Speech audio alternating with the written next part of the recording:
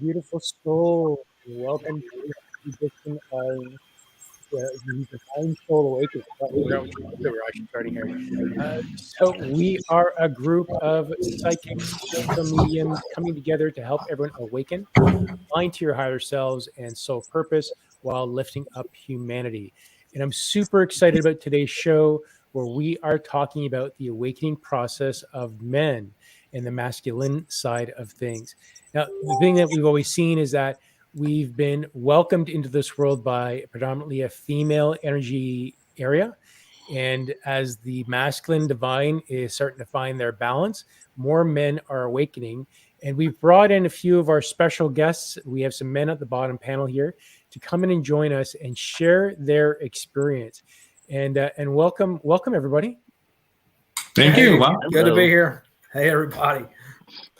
So glad to have everyone here. Super excited. I know Mike Borgh has been the person that actually helped me awaken probably, I don't know, a long time ago because he's been doing this for like 20 years plus. Matt and Jim, we all kind of grew up in the world with Kristen Davies courses and whatnot. And that's really it. Anything you guys want to say before we get started? No, I'll add to it as we go. Awesome. The most important word for me in this topic is self-compassion. That's the main thing that I go to every day. Love that.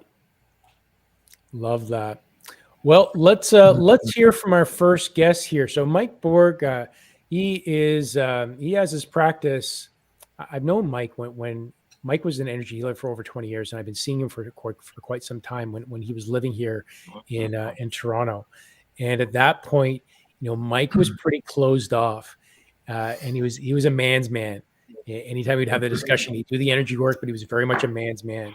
But then one day, Mike pretty much just said, "F it, I'm done with that," and he opened himself up to his true self. And I remember receiving my first hug from this man, and it woke me up. And he allowed me to find love in my heart. So Mike, welcome to the panel. Well, thank you. It's I remember that hug very much, and it was a moment of big transition in my life at that point that brought me to that awareness, and I'll happily share that.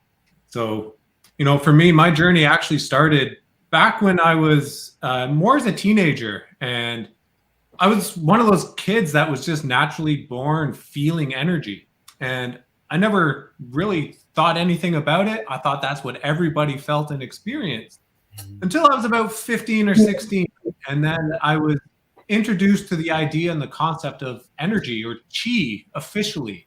And I met a gentleman who was doing Tai Chi at the time, and he showed me a few breathing techniques and a few exercises on how to harness that energy. And from that moment on, everything just became much more intense, much more concentrated, and gave me an opportunity to actually learn how to work with that. Then through all my years of training and experience, I've taken about 60 different modalities in energy and spiritual sort of modalities. And those started to open me up more and more. But the biggest turning point for me was actually when I went through a divorce with my ex-wife. And was the first time in my life that I actually was able to hear all those traits or aspects about me that I refused to admit were real. And one of the biggest ones was me being a very selfish man. And as Con explained before, I was very much like, no, I'm a man. I'm hard-edged, don't express emotion. But when I actually heard and allowed that shift within myself around selfishness and selfish behaviors, I began to uncover the deeper root of where all that came from in my life. That started to open my heart.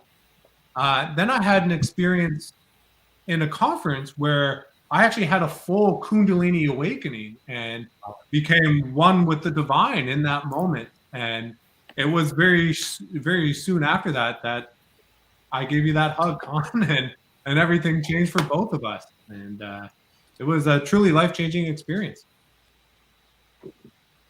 That's phenomenal.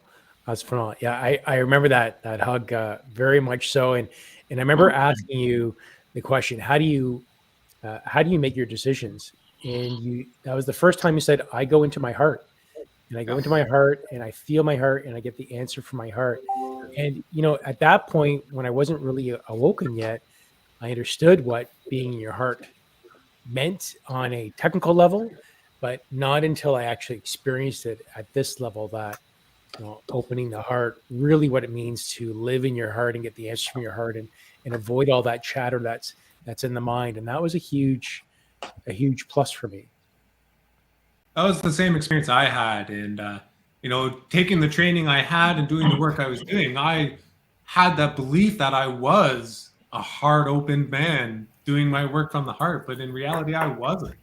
I was still very much in the head, very much running off of ego and worried about what people thought of me and how I presented myself. Like Con said, there's just one day I just said, you know what? It's not worth my time and energy. I'm wasting so much time and energy focused on things that really aren't important and aren't who I authentically am. And, part of my wife and I moving here to New Brunswick was that ability for us to drop all those labels and ideas of what other people had about who I was, and allowed me to just step into my authentic truth from the get-go. And it's amazing when you live from your authentic place that the people around you are forced to live in their authenticity as well. And the people who aren't, there's no time or space for them in your life. Yeah, I feel that. Welcome, Doc. Doc is one of our other panel members here. Hi, Doc, you're the man. I think your clocks have moved forward. That's why I got the time wrong. So apologies for the delay. That's right. I think your clocks change this weekend, isn't it? Coming up? Oh, now you tell me. Right. Okay, thanks.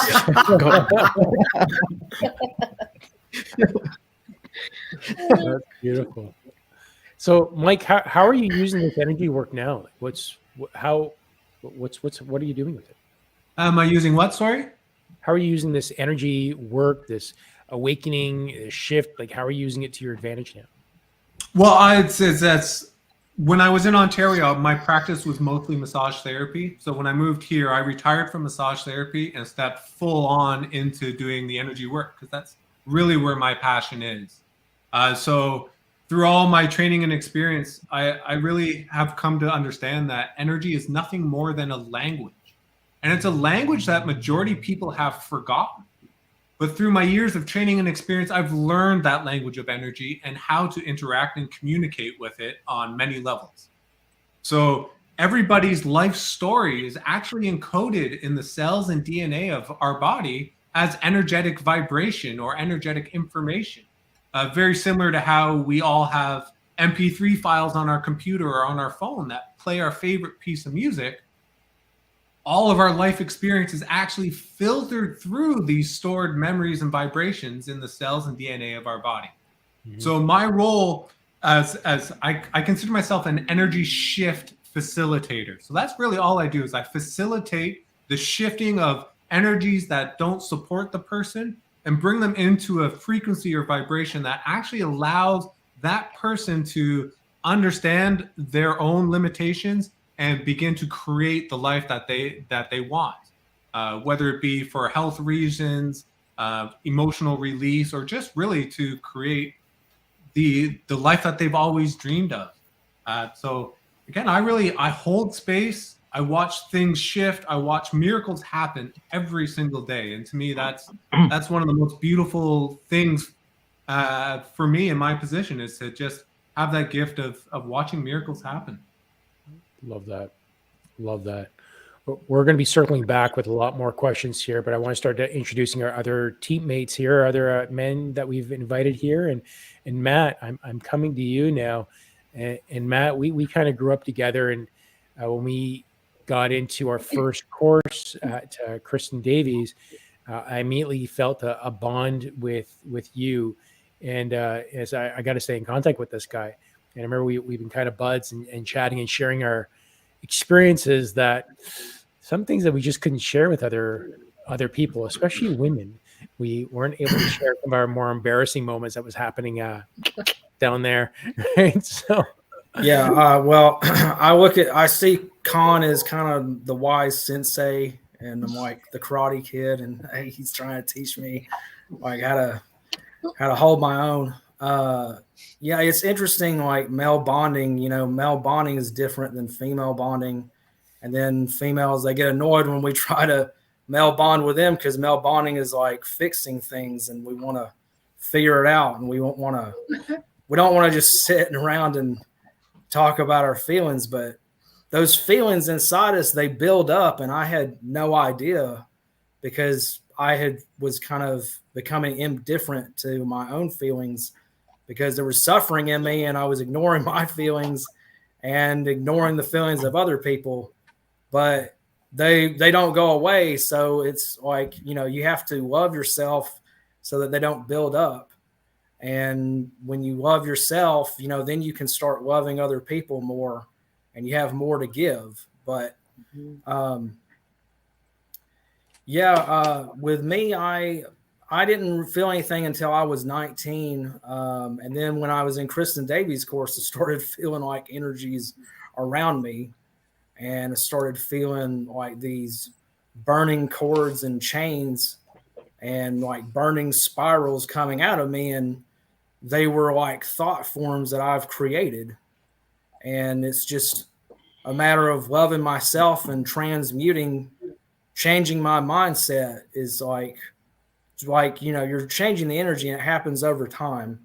So during the day, I always I have to do, I say I send back all energy that is not my own or my highest good back to its source, transmuted and pure. And I call back all my own energy that I've sent forth, transmuted and pure. And doing that helps me to center myself, and also go outside and ground myself, because I work with a lot of difficult people. And when you ground yourself, you're like a tree. And if they're coming at you with like the energy of kind of like an animal, they're trying to make other animals scurry around, and you're grounded to Gaia like a tree.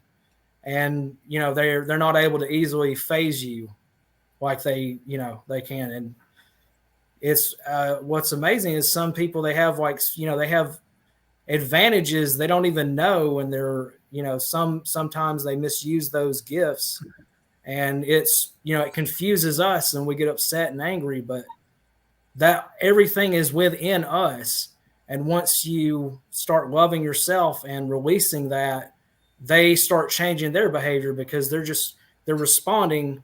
It's like a puppet show. They're responding to your energy. And when you start going up and ascending, people around you, they start changing what they're doing, because they're responding to your energy, and they don't know it yet. And some of these people, you're opening up a path for them. And that's why it's so important. Each one of us, where we live, we're transmuting things for other people around us. And, it's in ways we know, and in ways we could never know. Yeah, I'd like to add to that. And specifically, what I tell most of my clients is the best thing you can do for the people around you and the society you live in is to just be yourself. I do more good just being myself, walking down the street, because me holding that vibration and holding that energy, especially in the love vibration, is having that ripple effect of change throughout my environment, and is affecting many more people than when I just do one-on-one sessions. So we really need to just be in that vibration of love, and that's what's going to change the world around us.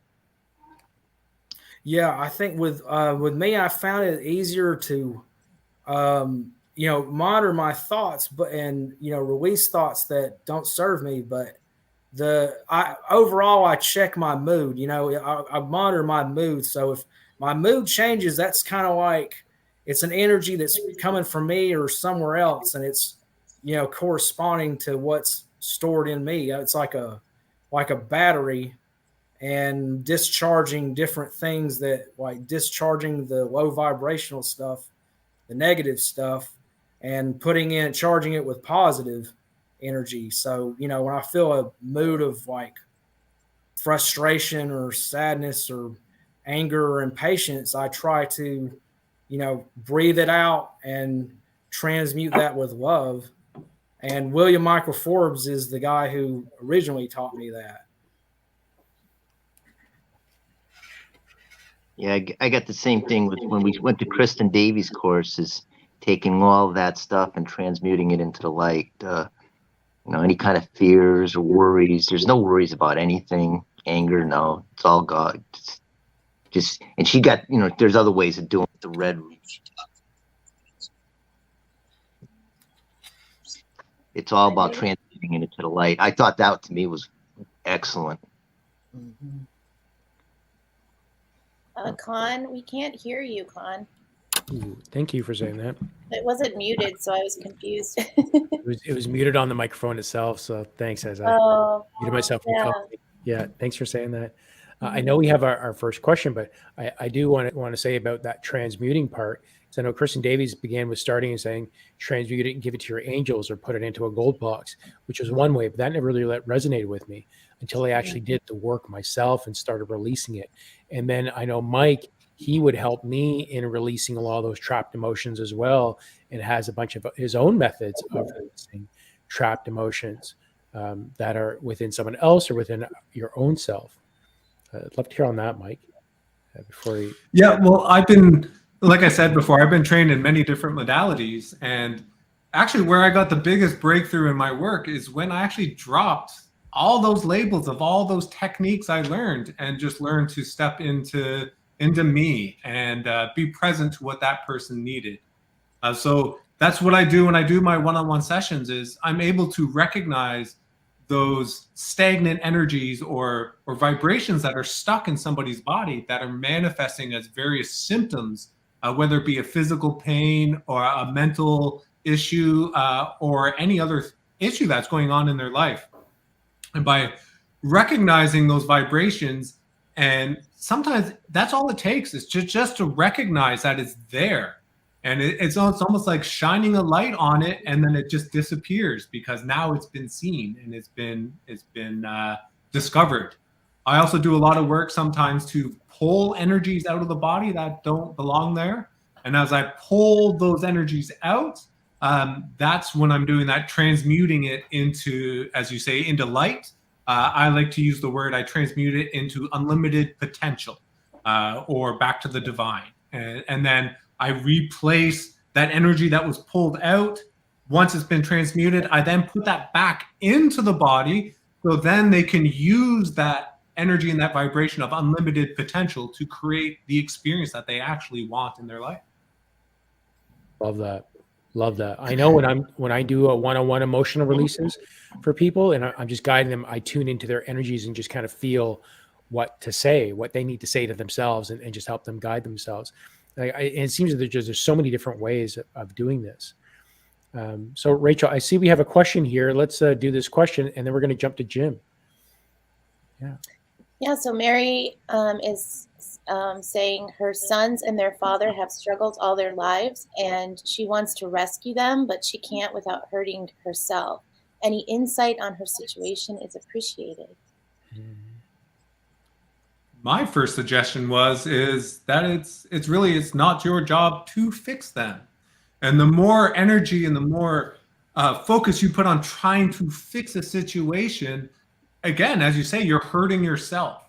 So the best thing you can do is to set those boundaries that you need in order to create that best life you can for yourself in the situation, and enforce those boundaries. It's up to your son and your father or your husband, to first off want to do the work and want to admit that they need to do that work and to make that change. All you can do is make a suggestion and leave it up to them. And we can't heal or fix anybody else. All we can do is hold space and allow them to step into what it is that they truly are meant to do and be. Oh, well said, Brother Mike. That's blowing my mind. Yeah. And that really is. Go ahead, Doc. I would say, I mean, this is just from my experience. I don't know whether it's the right thing or not, Marianne.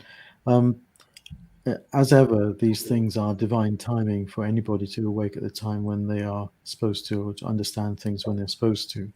And I mean, personally, I was very skeptical about all this stuff for many years, and my wife, bless her, was very patient. Either that, or she turned her hearing aid down so she wouldn't hear it. But I think the main thing is to always leave a door or a window open. So something like, when you're ready to talk about this, come and talk to me. Or when you feel that this is what you'd like to explore, come and talk to me. And then periodically just remind them. I hesitate to say repetitive comments sound a bit like nagging, but nevertheless, just remind them every once in a while, because I'm sure the chaps will agree. Repetitive reminders do get your back up and turn off and make you very, very tone deaf to suggestions. Just gentle nudging every once in a while, and if you observe a moment of introspection or of thought or of just a different way of thinking, then maybe that might be the opportunity. I have to say that the chaps have mentioned earlier on that, I mean, ladies are fine, please forgive me, but generally speaking, you talk around a table or when you're eating or when there's a coffee morning or something of that nature. Blokes do things when they're doing things like playing snooker or darts or downing one of several beers, but maybe that's not a good idea. So try to catch them doing something, and then ask them, and they might actually disengage their brain from their jaw and actually say what they're thinking. You never know. Yes. Oh my gosh, Doc. Yeah, and men, we hate hearing something twice. Like when we've been told something, we remember it and we know that we didn't do it, and then we get mad when it's pointed out. Sorry, Matt. What did you say again? Just But the other thing that's sometimes helpful, and just a thought, it may not be possible with the father of your sons, because he may not be necessarily around a lot, but when they're doing something for you or with you, like gardening or maybe something of that nature, then that might be a time just to see and just and then as they sort of toddle along and they do stuff, and then their brain might engage because they're not sat on it, and so hopefully that might do the trick. So yeah. Oh my gosh, yeah, it's like with me, with my colleagues and uncle and stuff. I understand them from how we work together, and how they respond to my work and how we deal with other people together. It's like we're doing stuff. There's like a goal or a mission. We're trying to accomplish that mission. Yeah, that's right. Anyway, that's my Hapensworth. Over to you, Count. Love that, Doc. Great point, and thanks for saying that. And my aspect of this as well is that on top of what Mike was saying, it's not your job to do it. But what you can do is release and observe the emotions that are showing up in your own body. And as you release that attachment in yourself, you're actually going to be helping them as well. So look at actually releasing it in yourself, and look at how those emotions are showing up in yourself. Observe it, give it love, release it. That would be my suggestion on there. And to follow up on Doc, what we can do is just plant the seed. Because guys, we go in our cave and then we just process, and the mind starts going. So it's like the seed's been planted. Let us sit there and process in silence for a bit, and just know that you're there. And the best thing, through a man through their stomach, make us something to eat. Just have it sitting there without saying anything. We can smell it wafting, and we start coming out of our cave bit by bit. It reminds me of the phrase, the quickest way to a man's heart is either through his stomach or with a 6-inch knife. Whichever way works, it doesn't really matter. Yeah, because it's like in the Middle Ages, we were bonding through battle, and we were going to fight with the king, And then now in modern day, it's like it's much more complicated. Yeah. Anytime that you can, the best way to get to know somebody is through an experience. And that's why, typically even when you have a first date, you go to the movies and you have an experience, you get to share that. And now you have something you've been able to share with each other. And with men, especially, we like a lot of those more physical activities at times that really just sweats and gets the tears out. And in a different way, our aggression, and even just hitting that weight and pushing that extra weight and grunting through it. And that's what's exciting for us. And we open up to women because we can't open up to other men. I mean, very few men. It's like, but it's like Con and Mike and me and Jim and Doc, we can talk to each other about stuff like that. And it's, there's other men like on a construction site, they won't understand that. That's right. At all. Yeah, that's not happening. No, you guys pick on each other. You guys like to pick on each other too. Yeah. Right? Oh yeah. That's all in love. In love. Napping each other with the towel in the locker room. Yeah.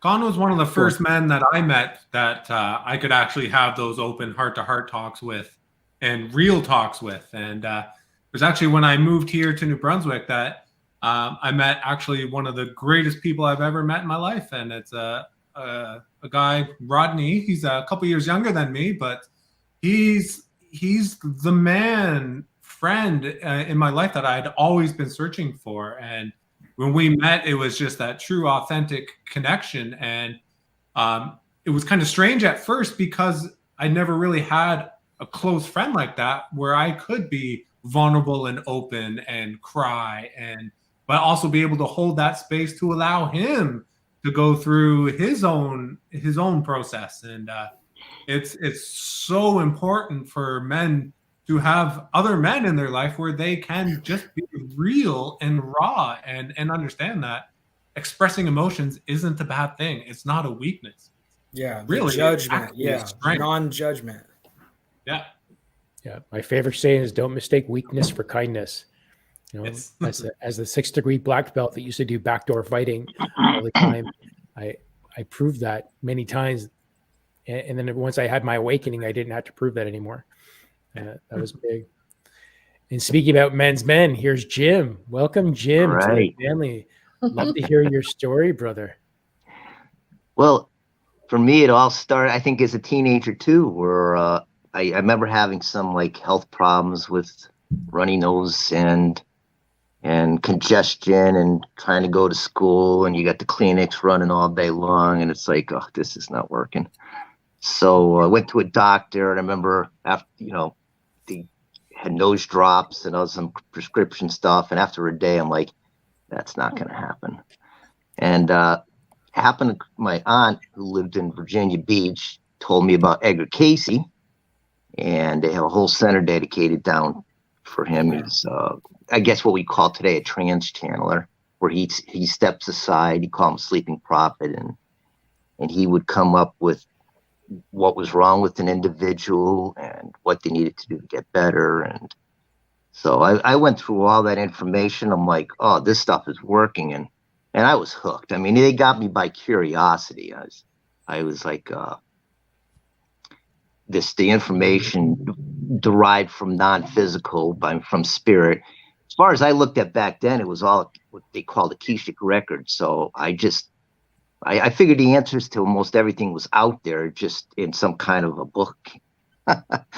So, as we went along, there was all kinds of other things he would talk about, like, and I was interested in like Atlantis and the pyramids and what our purpose here is, and those types of questions. So it was all that curiosity and whatever happened to Amelia Earhart and this thing called reincarnation. So back then, all we had were the books. So I just poured through all these books, and to me, it was a hobby, and I just enjoyed it. And I remember in college, I remember in one of my favorite stories was I guess I thought there were spirit guides or something out there, and I set an intention. I says, well, didn't know how all that worked, and I said, well, if anything bad is ready to happen to me, let me know. I think some of you have heard the story before, but it was late night. I was making a trip down. My metabolism was crazy in school. I mean, I'd ran through food like crazy, and it must have been like 11:30 at night. I'm heading toward one of those fast food places to grab 3 hamburgers for a snack. And it was just started to snow on the road. It's just 2-lane road heading to a residential neighborhood, and way in the distance I see a car with lights, and something shoots through me, says that car coming at you is going to go out of control. And I'm like, and I'm having a conversation with myself, which I'm like, okay, this is cool. So as soon as I saw the car start, and I said to myself, talking to myself, I says, I've never seen a car go out of control like that before. So as soon as I saw the car start to wobble, I took my car off the road. Car spun out, went backwards down my lane into the previous intersection. And I'm like, well, that's cool. You know? So I learned many years later, like through Kristen's course afterwards, that might have been a clairaudience thing. But to me, I'm like, still don't know what's going on, but I thought that was interesting. And we did ghost hunting and stuff while I was in college. And then we had some kind of situation with the Ouija board that I think something tried to get into me and freaked out a person that was with me that didn't get into this at all and said, it's inside you. And I said, I probably shouldn't be playing with this anymore. So I put that away. And then many, many years later, I came across someone else. I was talking to them about Casey, and they said, you should check out Bashar. And Bashar is another, he's Paul Anka is not the singer, but he channels again this alien, our first, what he calls himself, a first contact specialist from Essassani. And the information coming from him was like, wow, this is fantastic, and again, it's filling in some more details as far as how all this stuff works for me, or for all of us. And Rachel, you like this one too, his spacecraft is parked over Sedona.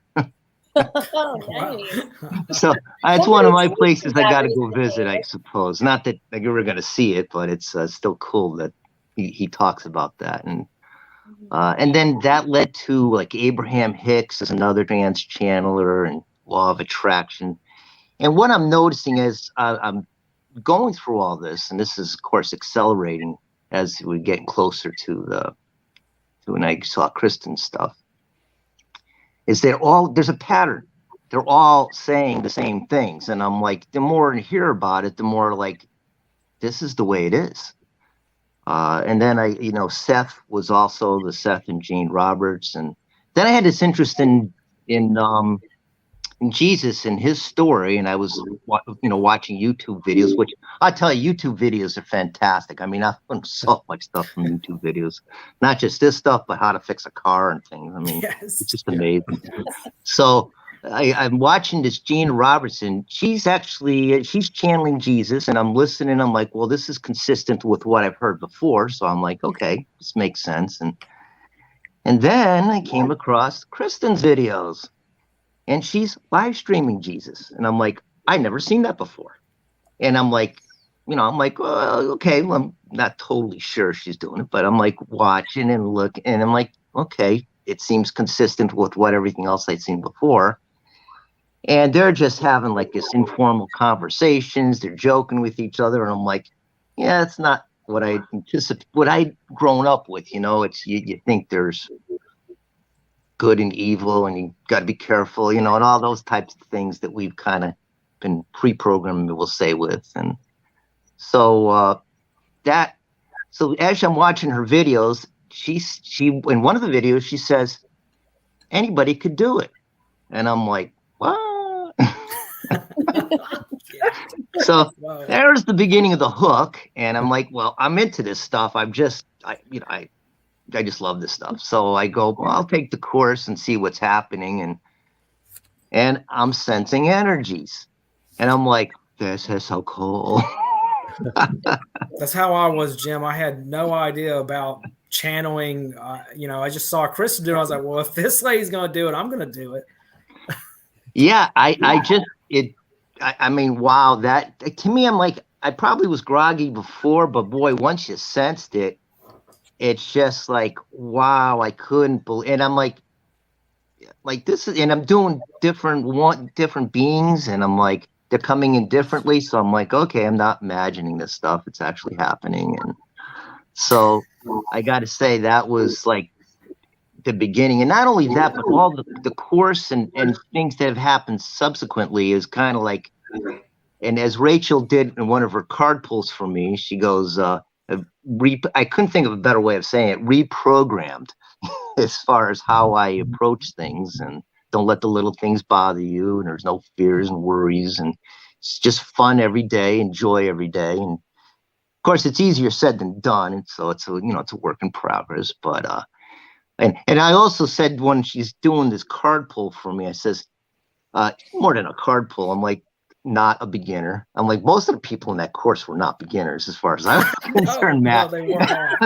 I was the beginner though. I'm just like, no, I'm the beginner. Yes. So I was just really amazed with the whole group, and and I've got a ways to go, of course, but it's I got the yes and no's, and I got the energy stuff, and I have a really good understanding of how it works. And as I'm listening to all this stuff too, and it's some more funny stuff is during one of the Divine Soul Awakenings, they had a free giveaway, and I'd asked for clarity as far as my new direction, because I've been hearing about new direction. And so, wouldn't you know, I won the 12-month with Martine, and guess what I'm supposed to be doing? So I definitely got some more clarity as far as what my new direction is supposed to be, and then when Khan invited me live on his Friday show, which I thought was really funny. So I asked him afterwards, I go, did my team get you to do that? And he said, 100%. So I'm getting a bunch of clues that this is the direction I'm supposed to go in. And I think it's just a matter of, like so much of us is trying to get people to at least be aware of it. I know it took me a long time, and I can definitely understand why it might take others a while, but if you do feel it, it's the more the merrier, to help spread the word on this. I mean, it only can help the collective. So, well, I think a big thing is people just need to know that they're not alone and they're not crazy. Because I moved to a really small town in rural New Brunswick, which is actually one of the Bible belts of New Brunswick. And when I opened up my crystal shop and my healing practice here, within the first 2 or 3 weeks, I had about a dozen people just come in just to thank me for opening up, because it was giving them permission to own their abilities and live the life that they've always wanted to live, but have done in the shadows. And by them seeing me as a professional doing this type of work out in the open, this whole town has really shifted in the last 5 years, and more people are stepping into their gifts and sharing them with the world, and it's amazing to see. There seems to be more people who are into it than I thought, because now that I have an understanding of how it works and I start talking to people, I'm like, wow, they're doing it. There's some who are doing it, but they don't believe it has anything to do with this, but like, though, that's fine. And there's others who can do it but are afraid of it. They're sensitive, they're getting it, but and I'm saying mediumistic wise, but they think it's something evil, and I'm like, okay, so there's just it's a work in progress for a lot of people. But to me, I got to say, this last couple of years has just been like, have everything fall together and have an understanding of how it works. It's very satisfying. It is personally very satisfying, and if others. And Kristen would say the same thing. If you talk to people and they're not into it, that's fine. It's just it's not their time, and you put a feeler out there, and if that's it, then go on to some other subject like the weather. Yeah, whether they're into it or not, though, everybody feels energy. We've all walked into a room where someone's just had a big fight, and you can feel that tension. You can feel the heaviness of that. You're feeling the energy of the emotion of anger, right? So everybody is sensitive to it, but people have a hard time when they have to label it or they have to define it. But everybody's sensitive. Everybody feels energy just in different ways and at different levels of understanding around it. Yeah, I want to say, Jim reminded me of when we were in Kristen's courses. The proof is in the pudding. If you want to find out about this stuff, join these courses or come on live, like with Con and Rachel. And there's a process to it, and there's guides that are there to protect you and keep you safe, like Archangel Michael and Goddess Callie and Jesus. Yes. And in Kristen's course, I was channeling Jesus one day, and he was like knocking on my head, and it felt exactly like someone had knocking on my head, and he was knocking my head because I didn't know how to let him in to my heart, because I was like solar centered and not heart centered. And then at the end of one of Kristen's course, my cat passed away in the middle of the week that week. And Jesus, and so I was on live at the closing of Kristen's course. So it was in a private group. This was not like broadcast out there or anything, but it was me. I seen Kristen on the screen, and I'm sitting here in my office, and Jesus is telling Kristen, is that I have a message for Matt. And she said, I have your child. And I was like, what? I don't have no kids. And he's like, your little one. And I was like, I don't understand. And then she said, your kitty cat. It was real time. Like Jesus was reading my mind in real time. So, I mean, and once you get to that point, man, it's like smooth sailing. I mean, it's a downhill from there. You're not always questioning what's going on. You're just getting the confirmations and you're getting the messages. Yep. And I remember when you said that too, Mike, as far as you could see, now that I'm aware of it, I could see spirit, the way it works through people. Mm-hmm. And they might not even be aware of it, but I'm seeing these sequence of events, and I'm like, wow, look at that, how that works. And it's fascinating to me. I just, it's plenty of stories, Doc, you're going to say something? What's interesting, and I think this is probably could be applied to everybody, irrespective of gender, is this, that there are, when you look at change in populations, there are different groups of people who are more accepting of change. You've got the people who are already doing it, so the people at the leading edge of stuff, they're already doing all this stuff. There are people who need a bit of education and a bit of guiding, and then they'll get into it. Then there is the lumpen proletariat, or whatever they're called, that need a different technique. And then the people who will never change at all. Okay, now, in terms of getting these ideas out, forget the last group, because they're not going to go there. They'll be kicking and screaming, and they still won't get it. Okay. But the way in which we package this message, or messages, or thoughts, differs from each of the first three groups. The people who already get it, you don't need to tell them. In fact, you can learn from them in many respects. Yep. The people that need a bit of guidance are perhaps the ones that will come to us who are already open and understanding. But the lumpen proletariat is the mass population, and they need a different way of getting their message out there. And so if you think of seatbelts, the people who already drove Volvos and drove very slowly wore the seatbelts right at the very beginning. Then there are people who had to be fined or had a penalty on their license. And they're the ones in the lumpen proletariat. But the others who sort of got it was when they saw somebody die from not having seatbelts. So they understood it after a while. And it struck me that each of you chaps, and I'm sure everybody else, has at different stages in their lives been at different parts of this spectrum. And suddenly something happened, a sentinel event happened, where suddenly it just clicked over to another group, and then you realize the door was open, then you went in. And what I would suggest that we consider, and I'm not sure if this is the right answer, is that it's a particular times of change, including bereavement, including new birth of a child or a change in situation, where people are most open to be reflective about their place in life and their sense of being. When we are too comfortable in our lives, in terms of, I'm just toddling along, I'm doing my work, 9 to 5, come home at the weekends, watch the soccer and all that sort of stuff, you have no challenge. There is no friction. And at the end of the day, to my mind, it's the grit in the oyster that makes the pearl.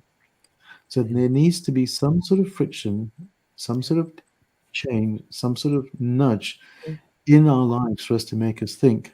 Mike, you mentioned your divorce. Other people have had bereavements. Matt, with your cat. Jim, it's that almost near-death experience with a car. God forbid, and but something nudged you. Something nudged you, and equally so, I'm sure everyone in this group and the people who are listening in may have had a sentinel moment which said, "Oh, right, okay, maybe it's something else." And maybe those are the moments where we can perhaps look for an in if we're going to start to talk to people about stuff. And this is just a thought. I'll be happy to listen to what you individually and collectively think, because it's just the way I see it from what you describe it. And I find it is the words that you use, because when I first started this work, the idea of angels and Jesus and Mother Mary, when I'd hear those names, I would clam right up. It's like, because I was not raised that way. It was, no, you work on yourself. And the idea of being connected, even though I always felt a strong connection with Jesus and Mother Mary, because I visited their home when I was in Turkey as a teenager, and I always had some sort of connection to them, but I never really connected on that spiritual level. And now as I go through this and dissect it more, I realize that all these names are the same. When you call it God, Allah, universe, source, spirit, it's all the same. And then we get into even this, whether you call it mediumship, intuition, a gut feeling, it's again the same thing. And as Mike was saying, like, you walk into a room that after an argument, you can feel that tension. And this is the same. That you know that you can say, like, I have a really strong gut feeling. I feel it in my gut. Well, that's intuition. That's connecting to this, and that's letting go and tuning into your gut, your heart, whatever you want to call it. It really is just different words for the same thing. Yeah, well, here's another way to really look at labeling things like Jesus and Mary and Muhammad and Buddha. If we just look at everything in life as just energy, it's just frequency in different states of vibration. But in order for us to be able to tune into those vibrations, we have to have the right radio station tuned in within us to pick up that information. So I like to use this analogy, and I know all of us here in the talk are old enough to remember dial radios. And when you turn the dial, if you weren't tuned in just right, you got a mixed message or an unclear signal coming through. Most people out there, majority of the population, their bandwidth goes from, say, 88.1 to 99.9. And that's their experience of life, is in that short little bandwidth of space. But as we begin to open up and allow ourselves these different experiences and go through these healing processes, our bandwidth starts to grow. And as our bandwidth starts to grow and expand, that's when we start to pick up other information. That's when we start to tune into our clear senses and our extrasensory abilities. And for some people, they may start channeling. But all they're doing is they've just allowed their vibration to meet the vibration of whatever it is that they are trying to achieve or bring through. So Jesus is just a vibration, and it's a vibration that we all have the potential to tune into. We just have to learn how to tune our vibration high enough to pick up that information. And that's the biggest lesson I learned, is that not putting these beings on pedestals. It's not a matter of saying one is better than someone else. Even what we're seeing here is not about someone doing this more than others, more open than others. We are all the same, and we are all equal, and we're all brothers and sisters, and all just kind of connected on the same energetic level. And it's just rather how open you are or what abilities you are. But really, there is, once I got rid of the pedestal and realized that we're all the same, and even the story of Master Jesus that was put out there, he was just a regular guy. He was just going through his own spiritual awakening and just kind of saying, like, well, I'm following my intuition. I feel this, I feel that.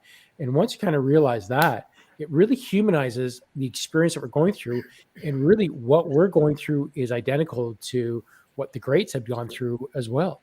So it's very much identical. Yeah, it's kind of manly in a way to be fixing your feelings, because Sylvia Martell had a comment that reminded me of this. She said, women admire men for their strength, but they love them for their vulnerability. Well, I was going around ignoring my vulnerability, but I had a crying baby inside me, and that I wasn't listening to. I wasn't addressing it. So it was just always, there in the background, and it was, I was not wanting to feel it because it was uncomfortable, but you have to sit with it. As Chico always said, he would say, you got to sit with it, just sit with it. And I didn't understand that. But if you sit there and listen to your body and just listen to it, just be there for it with love and grace, because these energies that we call negative, they're just misqualified energy from source. They are impersonal energies that we use and we change, and you can heal them and you can give them to your angels to heal them. And it's, so beautiful when you get help with this stuff, because you don't have to do it alone. I mean, like grounding yourself to the earth and, getting these energies down into the earth for transmuting, that helps so much.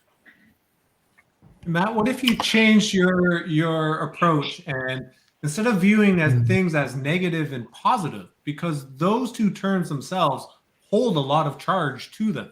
Yeah. Even just saying the word negative causes your body to tense up. So if you change your perspective a little bit and see it as a lower vibration and a higher vibration, that way you're not really categorizing things as bad or evil or things you don't want. Right. They're just a different frequency of vibration. The things that people classify as negative aren't really bad. They're just a different state of being. And you can choose to be in that state of being or change your vibration into something that's a little more higher vibration, more open, and more light. Yes. Love them and honor them while you're picking them up to change them. Yes. Okay, so chaps, I'm going to ask you a very difficult question. Imagine you're in a bar somewhere and some bloke's drinking a beer next to you. How are you going to say what you just said, but in human speak, so they can understand it? I'll say it exactly the way I just said it. Dude, you got a crying infant inside you, and just love that baby. Right, so now... Be a man and love that baby. Now I'm going to ask Jim. Jim, how do you think the bloke with the beer is going to react? Yeah, that might not work. Okay. But you can give it a shot, and you see if you can if there's some interest there, but if not, you just got to let it go until they're ready. Sometimes explaining it is planting the seed, and when they are ready, that seed will germinate and blossom into that's a possibility. The level of knowledge they need. Yeah, it's calibrate yourself to their level and speak to them where they can understand and try to, don't change yourself to their level. You stay at your level, because the moment you drop down to their level, you've dropped your vibration and you aren't actually coming from truth. Right. Oh, right. Yeah. Yep. So now that the bloke has looked at you very deeply and think the only spirits I'm interested in is either Jack or maybe a bit of gin. Okay. So the thing, one other way of rephrasing it might be, well, actually, here's a glass half full of beer. Is it glass half empty or glass half full? Mm-hmm. Yeah. And your perception of them can change. Yeah. So I'm just trying to give you this thing back, because when my wife was awakening and she started ahead of me, I honestly was really very, very skeptical. I'm really skeptical. I thought, frankly, she was losing it because she was hearing voices, and I thought, oh shit, schizophrenia, here we come.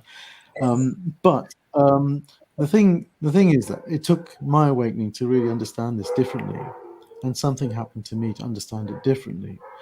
And we all come at it from a different perspective. And I'm just thinking aloud. For example, I'm obviously Jewish, and it took me about another 3 lives for me to figure out this game. But the thing is that it really took a different context and a different frame of thinking for me to get into this and understand this.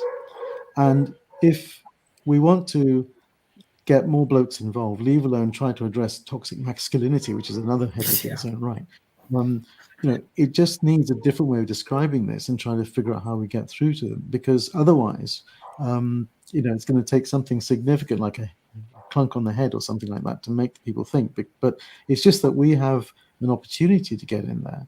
and perhaps a different set of language and thinking skills that give us that way of thinking. And I'm just again challenging you to sort of see whether we can tease this out further, because I can tell you from my perspective, I mean, I've got some really good friends and they're all medics, well, most of them are medics. But if I talk to them about this, I tell you, they'll be ringing for the padded wagon and all the rest of it, because it would be quite a different ball game if I said to them, "Oh, by the way, I'm hearing voices, chaps," you know, and they're nice. They're actually quite nice. They're not telling me off. So it's just trying to re-engage the conversation in a different way from my clinical friends, to try to figure out how I can get the message out there. And I'm still working on it. I haven't got the answer, but I'm just thinking aloud and checking it out there, you know. So.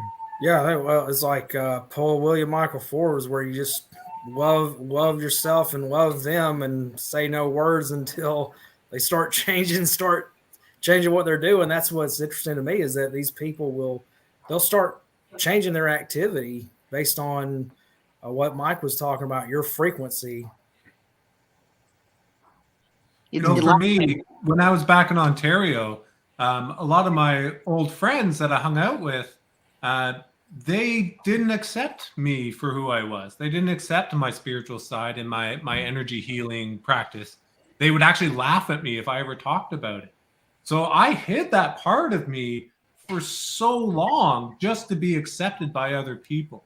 And as soon as part of me going through my divorce, I actually took that opportunity to examine everything in my life that actually wasn't in resonance with the life I actually had the opportunity to recreate at that moment. And I actually walked away from all my friendships, everything I was engaged in that wasn't actually serving me. So, you know, and I understood it's not my job to bring people up to my level of understanding. If they want to engage in a conversation with me and have a discussion, they don't have to agree with me. But I will meet them there. But I'm typically not the one to start those conversations. Okay. I'll let them sort of take it if that's what they want, when they know sort of who I am and what I do. Sure. So you see each of you, and I'm sure it's the same for all of us, had a moment of insight when suddenly the penny dropped, or the cent dropped, or something dropped, you know. So it was that made us think. Now, I'm going to just give you a quick vignette of something that happened to me. It's a really good friend of ours. He's not really related to us, but he's like a brother. Khan, you know, the sort of thing.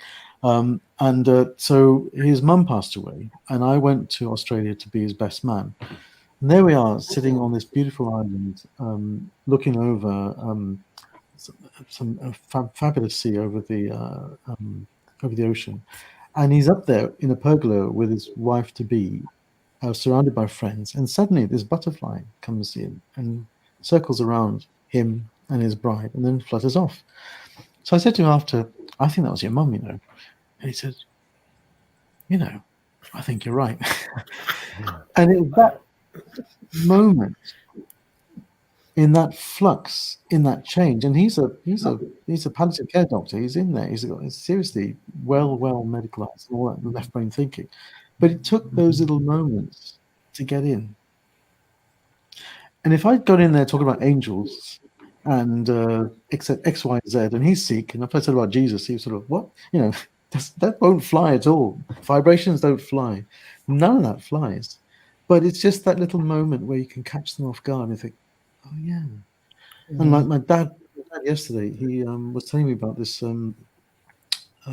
this lime tree. Long story short, in the Chinese New Year, the Chinese would buy certain plants and put them in the house, and then they chuck them out. So there was this lime tree which Chinese often buy and my dad was saying it looked very sad, and his workman brought it in. My dad said, "Oh, just plant it in the ground." And he said, now this lime tree is the most abundant tree in his garden.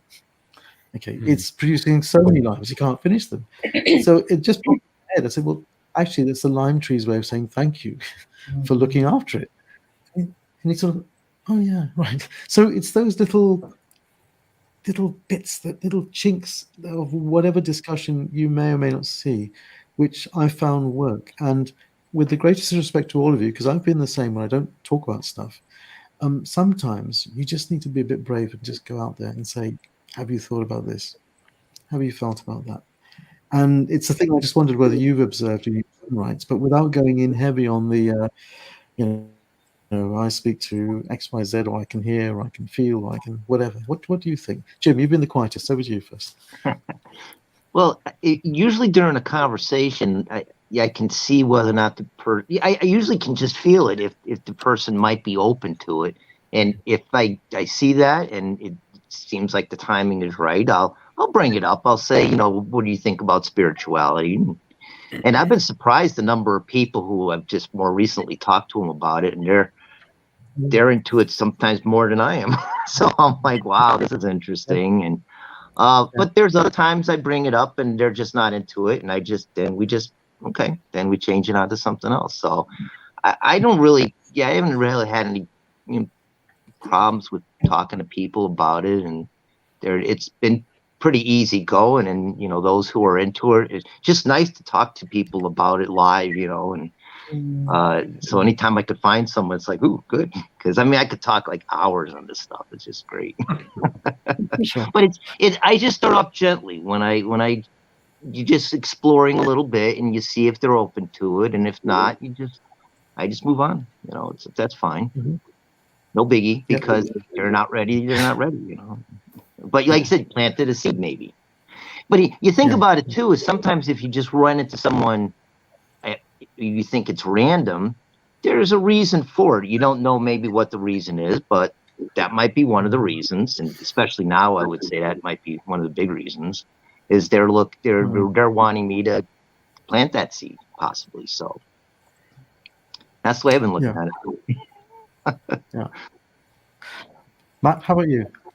Well, a lot of people I deal with, we're at work, like we don't talk about anything spiritual, like not even like evangelical stuff. But occasionally I will, but that mostly I try to comfort people. I try to not magnify like their. I try not to engage with these old patterns that I'm in. And I think that's what Mike was telling me I need to work on is I don't need to engage in these old patterns that I'm used to dealing with people in, but to send them love and, try to make them feel better, try to shift their perspective, get them out of that energy.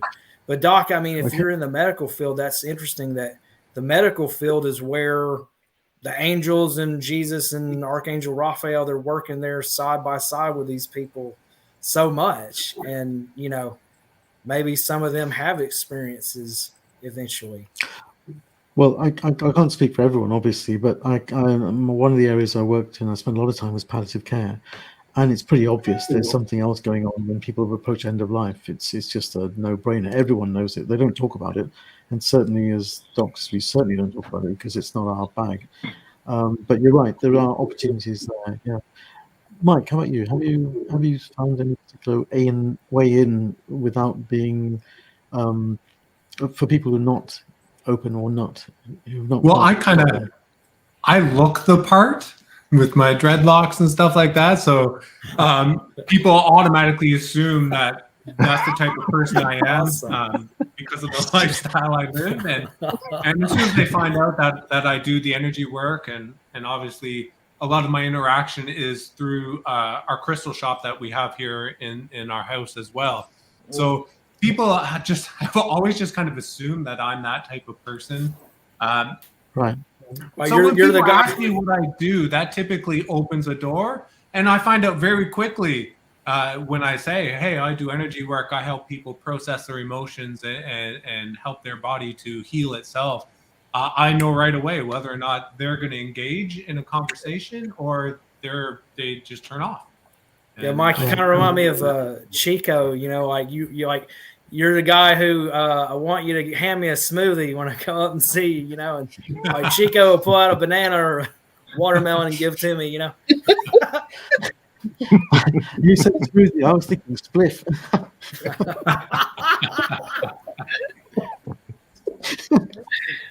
Sorry, it's a family show, folks. So you're sure we can understand. Is it? Not anymore. So we have a couple questions in the comments. This one is similar to one you guys have already answered from Mary Ann. So do we want to recap, or does anyone want to address this one? Jen is asking, she desperately needs to save or rescue or be there for her son at a cost to her own mental health and emotional, or how can she be there without a cost to her own mental and emotional demise? Please help. And this is really all pretty identical to Marianne Scott's question, because she wants, and that's the one thing that we love the women in our lives for, that they always want to rescue us and take care of us. And men, we want to fix things, and women want to nurture and make it all better. Nurturing does not come natural to me. It's not. Can't. No, what about your cat? Right? Don't dig yourself into a hole. It's not the one thing. Okay, there's a whole list of things, isn't there? Yeah. One of many. Okay. Yeah, I think Jen, for you, what you really just need to do is focus on what you need to be strong and healthy. And when you can be strong and healthy and happy within yourself, then you can actually hold space for your son.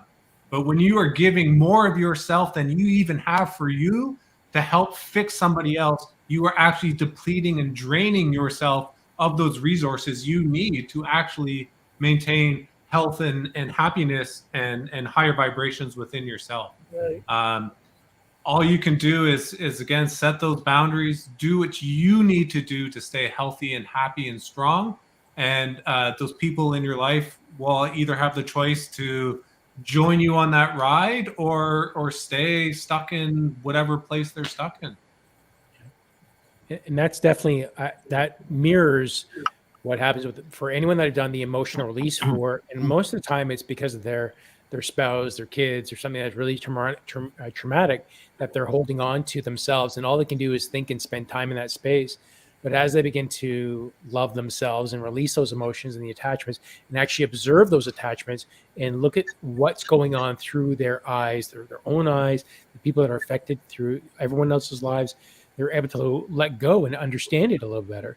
So you don't actually look at it with fear and say, I have to fix this or they're going to die. You know, we can see that that's a very low vibrational help that we want to do. If I don't feed them this soup, they're going to die. They're going to get sick and they're getting pneumonia and this is going to happen. So it's out of love, but it's so low vibrational. But when you actually kind of remove yourself from all that and say, I really am working on myself. My body is healthy, it's perfect. I don't have those attachments. And that's the energy and frequency that you're putting out that is affecting everything around you. And that is simply the law of synchronicity. It cannot be helped. It's just like the series of drummers. If you have 64 drummers that are all off beat, but one of them starts picking up a rhythm, another one's going to pick it up, another one's going to pick it up, and they're eventually all going to come into that synchronicity. So if you put your own self into synchronicity and create a beat within yourself, everyone else around you is going to follow that beat. Jen, I just want to say too, sorry, I wanted to say that, you know, Goddess Callie is a great one to call on and like ask for help. You know, she's like super mom, like she can help you be strong and help your son, you know, move past whatever's, you know, ailing him and help to transmute that. And the more we also realize that whatever your son is going through is actually his journey, and it's not for us to try to change that journey, but we can be there to support and give guidance when it's asked. That was a big lesson for me, was I always tried to fix things in people and I was never asked. And every time I tried to fix something for somebody else, it actually created more problems within my life and with whatever their struggle was. So I've had to learn to step back. I know I can be of assistance to people. I can offer and let them know that this is how I can help, but they still need to come and ask me to help them. And once I get that permission, then that's kind of the gates have opened. So maybe ask your son, does he feel like he needs help? Does he feel like there's something wrong with him? And when he will acknowledge and ask for that help, that's actually him giving himself permission to heal those things. Love that. That's beautiful, Yeah, Mike. that's right on, Mike. And I would bring that into we all have our own ways. So Matt, like, he's really good with like Kalima and a lot of the Indian mystic energy, and he works so well with it. Someone else may work with the more Dr. Joe Dispenza medical analytical type energy, and others are just like to be in. I just want to be free. I want to be open. I want to let this go. Others are in love. So you work with what works for you. So if you like to call in angels, then you call in angels for yourself. If you like to work with like goddesses and gods, then call them in. And if you just want to work on the analytical energy and just cast out love, great. You work with what works for you, but work with it yourself. Yeah, let that all come together. And so we have another question from Melody. And she says, I'd like to ask guidance on raising my son, who is 2, as his divine masculine. I guess I'll jump in. I don't have kids myself, so I'm just kind of speaking off the top here. But As a big kid, I think one of the best things you can do is teach your son how to be emotional, and that it's okay to be emotional. Let him be angry if he's angry. But if he does or says something that is inappropriate, once he's gone through that emotion of anger, explain to him a better way of approaching it. And working with him around that, allowing him that ability to actually express fear or vulnerability and to be emotionally open. And really that's one of the key things I feel for raising young children, especially boys, is that it's safe to have emotions and to express those emotions, rather than like my generation. I'm sure the other gentlemen here, we were told to bottle it up, to suck it up. And, yes, exactly. My neighbor's father growing up, his way of dealing with anything is, just take a shot of whiskey and walk it off, right? Yeah. And that doesn't always help. Yeah. And that's a great advantage that you have, Melody, is that your son is, before he's actually developed his cognitive mind, he's not in that analytical mind yet. Right now, he's very open, and I think the base habit.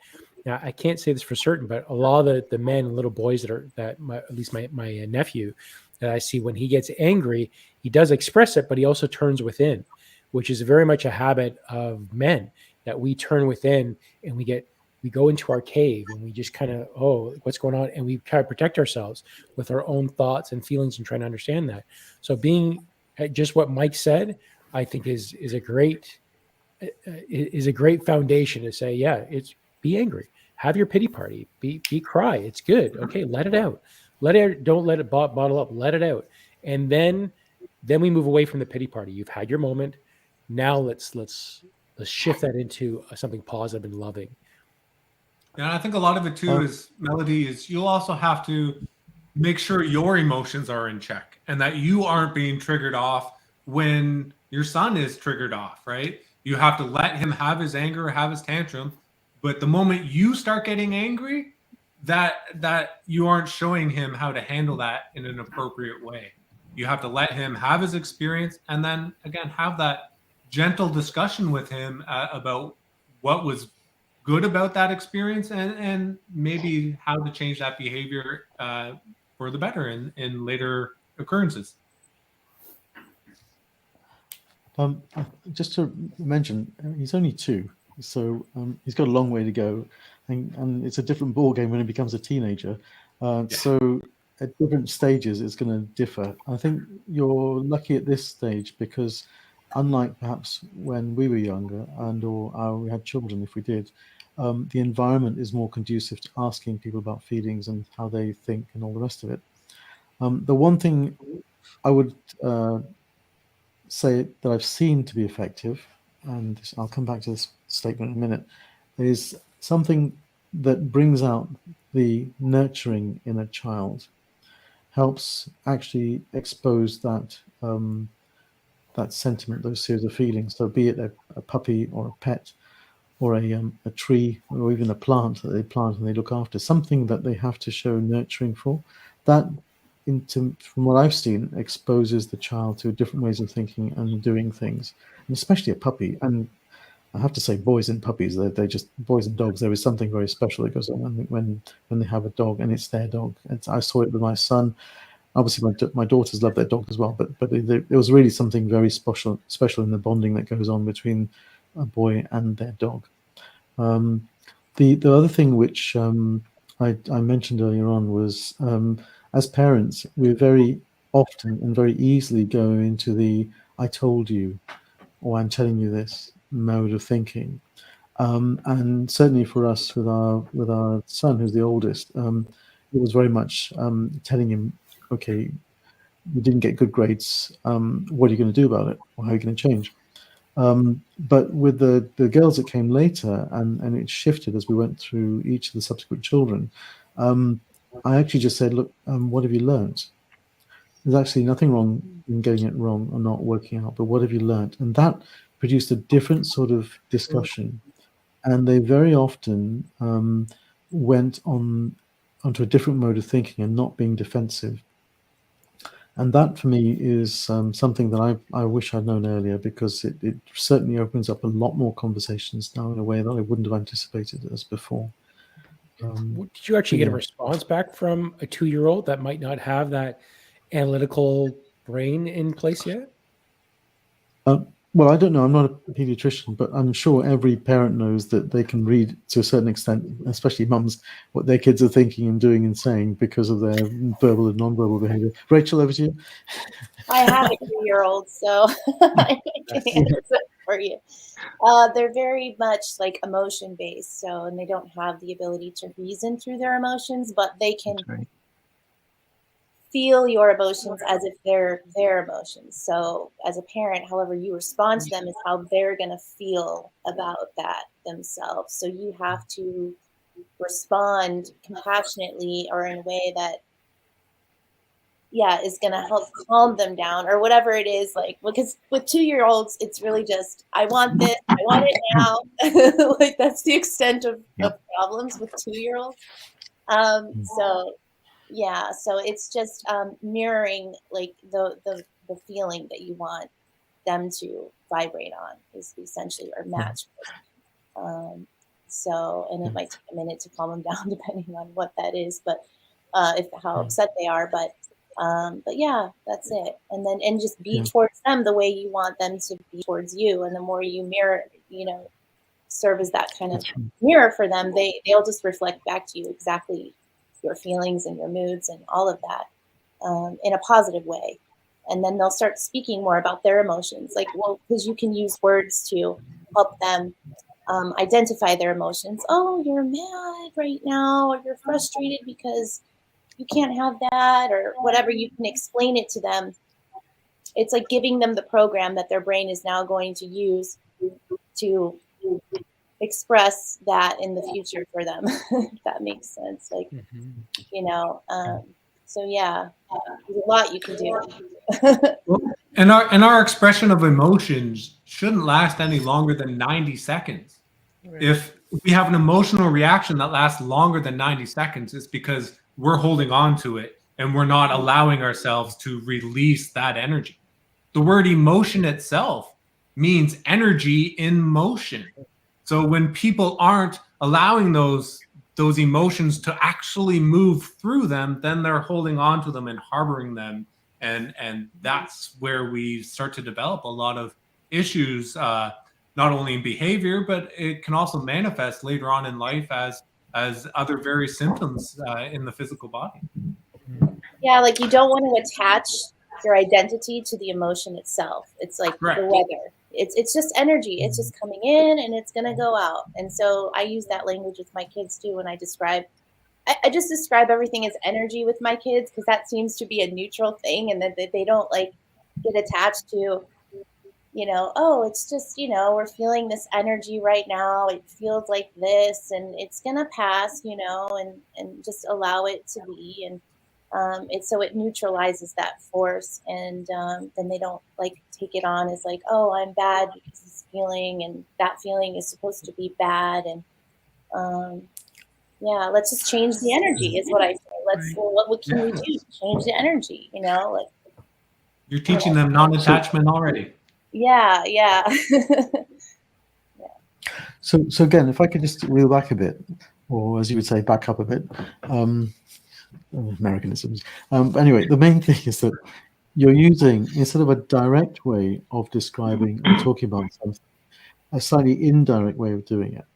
Okay, and similarly with the chaps, instead of directly saying, "Oh, I think that might be a mum, she's an angel," sort of thing, which is what came in my mind when this butterfly flew around. You could say, well, some people might say that's an angel. Mm-hmm. It's not me. Mm-hmm. Or I've heard somebody tell me in the past, this is this. And the most recent one I've had is when I went to a funeral and I was channeling the desperately sad 22-year-old lad, just finished university, died of cancer within about 3 months of the diagnosis. Parents are bereft.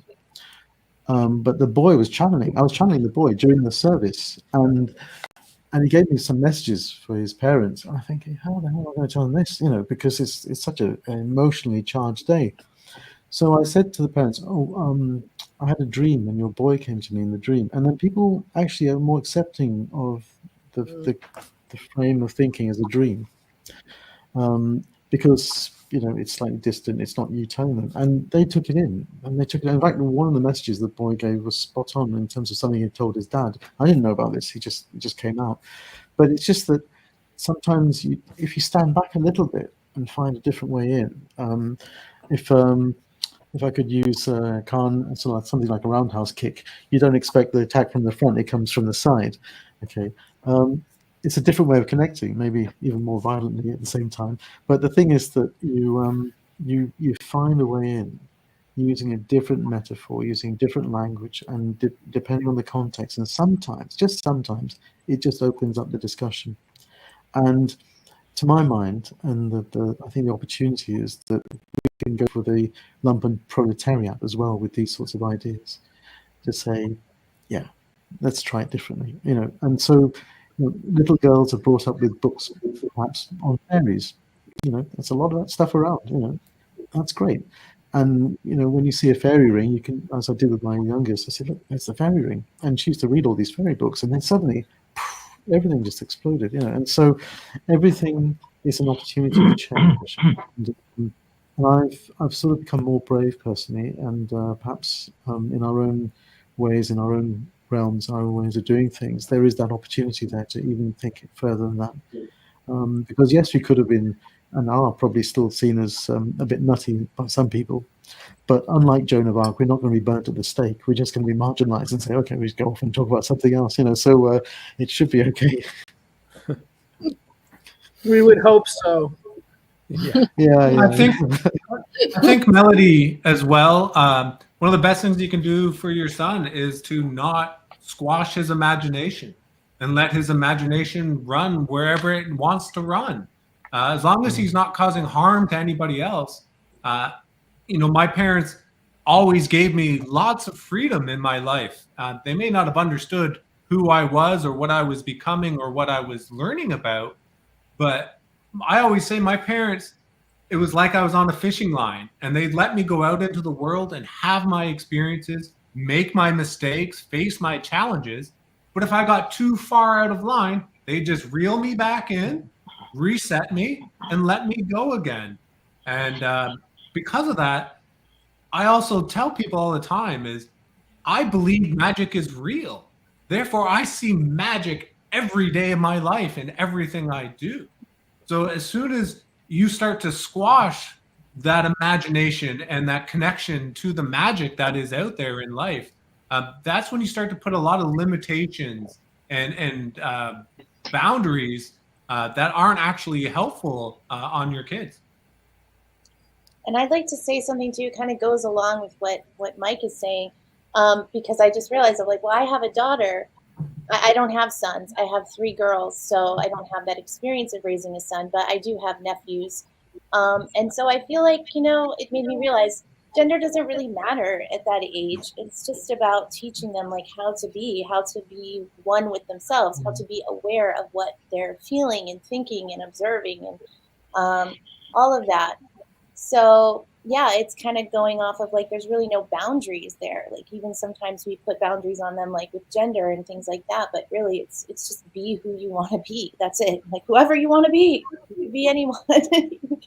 We think about Freddie Mercury and David Bowie. Let's talk about, there's a lot of men that express themselves very openly and in many different forms and ways, and they change it up all the time. And there's really no right or wrong way to be in those terms, but just to be aware, I think, is the most, and unique to you is really also the true essence. And that goes back to what Mike said in the beginning as well. So, but I do realize that we're kind of winding down here with time. So does anyone have any last words on the panel that the new... Yeah, I'd like to post a question to our panel, to Mike, Matt, and Jim. And what's the one piece of advice that you would give to a male that is awakening? So, Mike, I'll start with you. If you have one piece of advice that you would come back to me. I need to sit with that one for. All right. Self-compassion, forgiveness, love yourself. Listen to your feelings. Just listen to them and let them discharge. I think it applies to everyone. The spirit is working through everyone, and there are no fears, there's no worries, no anger. Just think about love and fun, and for me, I think that just applies to everyone. It's as Con said at the beginning, it's all about learning to listen to your heart and let the heart be your guide and your compass. So a simple thing to do is sometimes if you're worked up, just take a couple slow, deep breaths and bring your awareness into your heart, and then ask yourself a question around the situation you're stuck in. But always make sure that question is framed in a yes or no type question, and then see what the heart says. If you ask a question and your body starts to tense up, that's a sign that is not the right direction for you to go. But if you remain open and fluid and in those higher vibrations, then learn to trust that and follow that, even though intellectually it might not sound like the best idea. When we follow our heart, it always leads us to greater opportunity and chances. And don't be afraid to cry. Yeah. I think I've had my fair share of crying on YouTube and Instagram, and people have seen me bawl out, and there's nothing wrong with that emotion of sharing. Nothing at all. That's right. When I went through a big awakening, one of the many awakenings in my life, it was through my divorce. And I never cried before, but I'd be walking down the street happy as ever, and then all of a sudden the tears would just start flowing. And I just learned to accept it and let it flow. And I could care less who saw me, where I was, what I was doing. I just allowed myself to be in that emotion because that's what needed to happen right then and there. Bravo, Brother Mike. Yep. Yeah, more men need to hear that. Yeah. Well, you don't want to hold on to those emotions. And actually, Con and Rachel have some good YouTube videos about emotional release, but it's trying not to get there in the first place is by releasing them as Mike's saying, as they're coming up. Mm-hmm. Yeah. Well, this was a great show. That was awesome. Yeah. This is wonderful. This is great. I really do thank you all. Christy, why don't you take us out and let's go through each one. Thank you guys for being here. Gosh, I just haven't had a chance to say anything, but I'm so grateful that you're here. And I know we like to do the feminine and the masculine thing, but in reality, we're all one. And for you guys to come here and talk about everything that you've talked about is really bringing it to the point to all of us that how similar we really are. And these steps that we go through is pretty much the same thing. And we all have been there too. So it's a lot of the things that you guys talked about is not exclusive to men. We go through that too. And to see you guys express yourself and to see that you guys are going through that too, it really helps us as well. And I'm sure Jenny and Rachel can agree with me on that, because it's just like so many things you said. I was just like, wow, So thank you guys for opening up and being here for all of us today. Really, all of us are so grateful for you, and thank you for being here. Thank you. So I want to invite all of you guys to watch our show next week. We are going to have Rita back, and she's talking about the equinox and the spring cleaning. And talk about kind of why we do spring cleaning, and now is really the best time. A lot of people make New Year's resolutions on New Year's, but I think the spring is really the best time to make your New Year resolution, because everything is new and fresh and blooming, and so yeah. And I want to see if I've got a little bit of feedback. Sorry. Con, I'm just going to go across and see who has what going on. If you want to say anything about what you got coming up. Yeah. Well, first and foremost, tomorrow, Rachel and I are up on her private Facebook page, and we are going to be doing a practice session with our sensing and mediumship skills. That will be tomorrow. And then, of course, this Friday on my own channel, we're going to be doing Channeling Eric and Friends, where I'll be providing intuitive guidance and messages from anyone that you want to connect with, your guides, your spirits, your past loved ones, whoever it might be. So that's what's going on with me. Awesome. Rachel? Yeah, so what Con said about the mediumship practice tomorrow, and that's every Thursday at 12:30 Eastern. And then no other live events for me coming up. I do have a new page, though, I want to talk about. It's I just signed up with Patreon, and I created a site on there, and I'm going to start sharing more content through that site. And it's basically it's going to have like a lot of my videos and the things I do, energy updates and different channelings that I do. It's a way of, well, to explain it, there, it's like it's not, you can sign up, but you donate like a very minimal amount, like $2 a month, to kind of just support the work that I'm doing. So it's a platform for artists who are receive donations to support their work. And so it'd be really helpful to keep doing what I'm doing and to do it ad-free and all of that stuff. So yeah, so go there if you're interested. And there will be some things I do on there that will be exclusive to Patreon members. So that's another incentive. But I'll post more about that. I want to say I've used Patreon for a long time. It's so much fun. It's easy to sign up, guys. And I'm already on there on Rachel's page, and I can't wait because it's going to be super high vibrational, and she's going to take it to the next level. And hope you guys will join us over there. Thank you, Matt. Awesome. Yay, Rachel. That's awesome. Something new to do too. Yeah. Yay. Jenny, what about you? You got something going on? I will have a new meditation coming up this week on my YouTube channel, and I am also doing remote energy healing online now, and you can contact me through the information at the bottom of our page. Awesome. Check the description. Yeah, down in the description. Doc, you got anything? We've got lots of busyness going on at home, but the thing I will be doing is finally uploading my first video onto YouTube, and hopefully linking it in with thank you. Lights, camera, action, cut. There's a lot of cutting, I can assure you. But the other thing is I think I'll be able to hook it up to TikTok as well, so I might be So if you see any odd All right, Doc outtakes on on TikTok or anything else, just yeah, Wow. yeah, but no dancing, Matt. No dancing these days. Okay, so yeah, that's about it, really.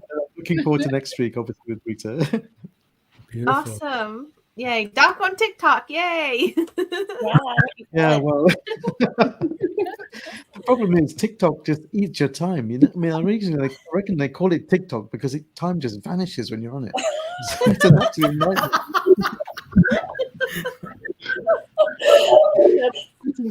And I'm just going to bring it over to. Oh, sorry, Christy. I think I'm going to do Equinox Energy coming in video, and I may do another meditation video, but I haven't got to the. I'm still want to do the 2-2 energies because there's a whole thing that has like been coming to me over it's like the year, space of this whole year, and so I still have been getting like little pieces that I want to include in that. So I haven't put the video out yet. And I think it's because March is an odd month. And so April is an even month. And so that's the 4, which is 2 2s. And so that's whole part of the whole thing that I'm going to be discussing on the video. So I think it's kind of why it hasn't come together yet for March. It's not meant to come out till April. So I figured that out too, because I'm like, what is going on with this? But it's like I can't get these bits and pieces of stuff that needs to be included. So I'm just like, okay, it'll just come out when it's ready. When it's supposed to, that's when it'll be. So I'm not stressing about it. Yeah, just go with the flow. Yeah. It always ends up being divine timing. no dancing, no. We need that. We really need that, guys. That would be great. Maybe there's a hint there, guys. There's a reason why you guys, we came on today. They're drawing your awareness. You gotta go with your awareness is being drawn. All right. So I just want to ask one last question. Jim, is there any way that people can get in contact with you if they want to? I don't have anything set up right now. I'm trying to think of a video I'm going to put together, and hopefully a few months from now I'll get a video out. So we're just getting started here. So we're winding up. Looking forward to that. And how about you, Matt? I have a YouTube channel that I occasionally post videos on. Also, I want to ask everybody to like Alyssa Watling's page. Alyssa Watling Intuitive. I got a reading from her, and it was just so amazing. I mean, she has like written readings. She'll meet with you live. She does all kinds of stuff, but it was really mind blowing. And then William Michael Forbes 102 course is coming up, and Christy's a teacher. Jenny's in there, Colin, and everybody who can join us there. We'll be there. Beautiful. Love that. And I want to thank Jim and Brother Mike and Doc for coming on today. It was priceless. Thank you. And Mr. Mike Borgh, yourself, buddy. Well, so I do run a healing practice. So I do in-person and distance sessions, and I work with people all over the world. So you can see my schedule there on the link that Con has shown. I'm also have recently set up a YouTube page where I'll be doing lots of talks on different topics around spirituality and energy work. And if any of you are in the New Brunswick area, I will be teaching some courses on energy work in the next couple weeks here in Sussex, New Brunswick. And if anyone's interested in sort of an advanced energy work mentorship program, I do offer a 14-week program, which is basically a distillation of the training I've experienced. I've gotten rid of all the fuzz and fluff that really has no place and didn't really bring about change, and really have expanded on the training I have. And I work with you to help you find your own path through the energy work and find what works for you by sharing my knowledge and my experience. So you can reach out to me through my website if you have any questions about that. So awesome. Awesome. Yeah. Super exciting. Okay, Well, folks, guys. Well, I'm Thank sorry you. to break up this great Guess we have to say bye. thing we got going. Yeah, we could just do this all day. Yeah, that's right. Don't forget to like and subscribe. We have links listed below, and we hope to see you next week. Mm-hmm. Thanks, everybody. everybody. Bye, guys. Bye, Thank you. guys. Bye. Much Cheerio. love.